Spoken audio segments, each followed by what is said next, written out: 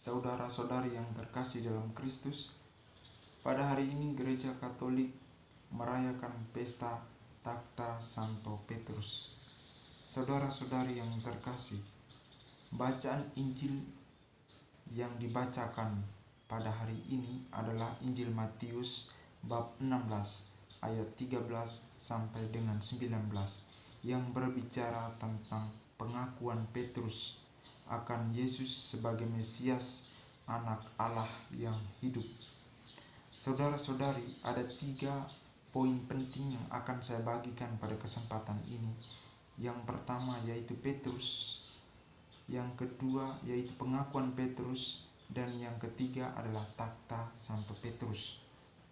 Kita mulai yang pertama saja, yaitu sosok seorang Petrus. Nama asli Petrus yaitu Simon.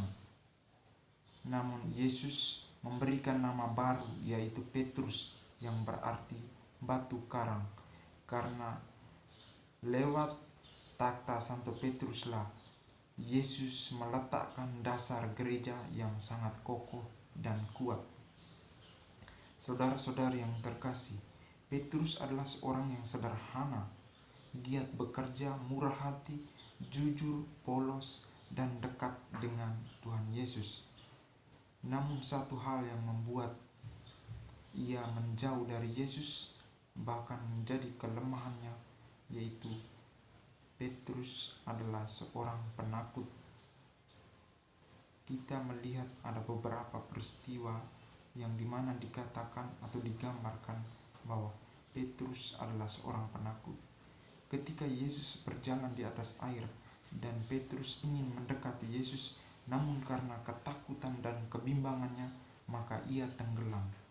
Dan peristiwa yang kedua, ketika Yesus ditangkap, Petrus menyangkal sebanyak 3 kali.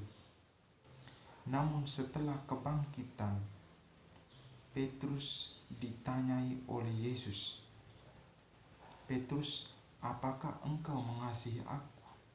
Dan Petrus menjawab, "Ya Tuhanku, engkau tahu bahwa aku mengasihi engkau." Ini diungkapkan oleh Petrus sebanyak 3 kali.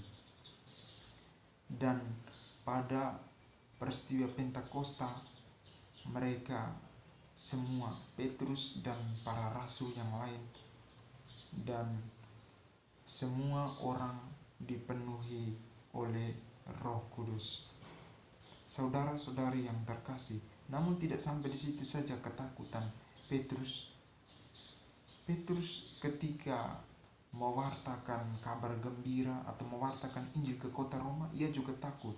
Ketika ada penganiayaan yang terjadi di kota Roma, ia terpaksa meninggalkan kota Roma karena ketakutannya. Namun dalam perjalanan ia bertemu Yesus sehingga ia kembali ke kota Roma untuk siap dianiaya. Akhirnya Petrus dianiaya dengan disalibkan kepala ke bawah di Bukit Vatikan.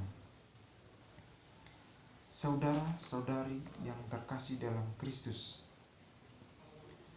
poin yang kedua yaitu pengakuan Petrus. Petrus mengakui bahwa Yesus adalah Mesias, Anak Allah yang hidup.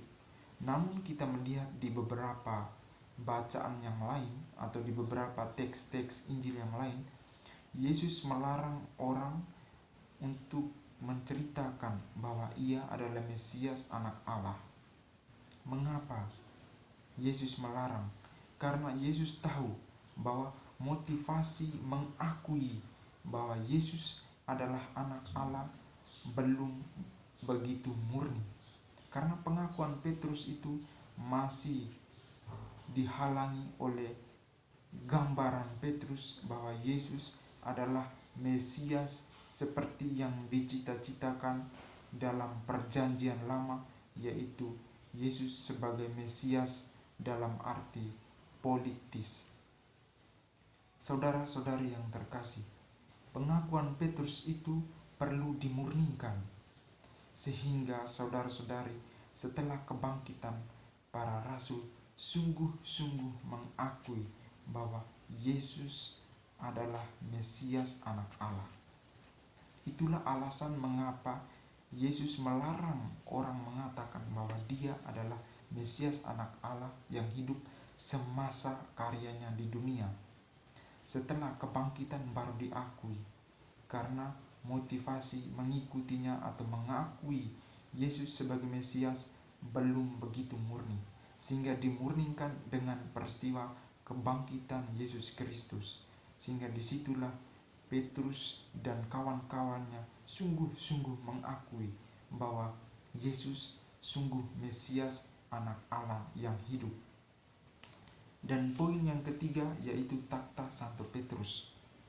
Petrus diberi takhta dengan meletakkan dasar yang sangat kuat di atas Petrus sebagai pemimpin para rasul, sehingga sampai sekarang Petrus dikatakan sebagai paus yang pertama sampai sekarang adalah paus kita, Paus Fransiskus.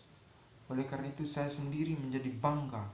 Saya bangga menjadi orang Katolik karena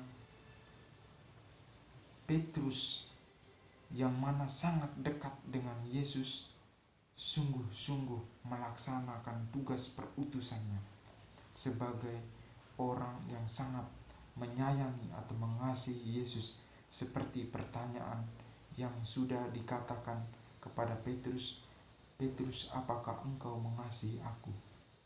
Saudara-saudari yang terkasih dalam Kristus, dari penjelasan saya ini ada 3 hal penting menjadi pesan bagi kita. Yang pertama adalah jabatan atau takhta dalam struktur gereja bukan jabatan politik atau bukan jabatan politis, tetapi kuasa yang diberikan oleh Yesus dalam jabatan-jabatan ini difungsikan atau digunakan untuk melayani sesama atau digunakan untuk melayani umat. Yang kedua, kita harus berani berkorban dan jangan takut. Kita belajar dari Santo Petrus tadi, ketika dia dekat dengan Yesus dan ia berani untuk mewartakan Injil di kota Roma. Maka kita juga jangan takut, tetapi kita berani untuk mewartakan nama Yesus dimanapun kita berada, di kantor, di tempat kerja, dimanapun itu kita bergaul dengan semua orang, kita bisa membawa karakter, yaitu karakter Yesus Kristus. Yang berikut yaitu poin yang terakhir, yaitu kita harus bersyukur menjadi orang Katolik. Saya mengajak kita semua, kita bersyukur sebagai orang Katolik, karena sebagai orang Katolik kita sungguh-sungguh dekat dengan Yesus Kristus dalam kehidupan kita setiap hari. Tuhan memberkati.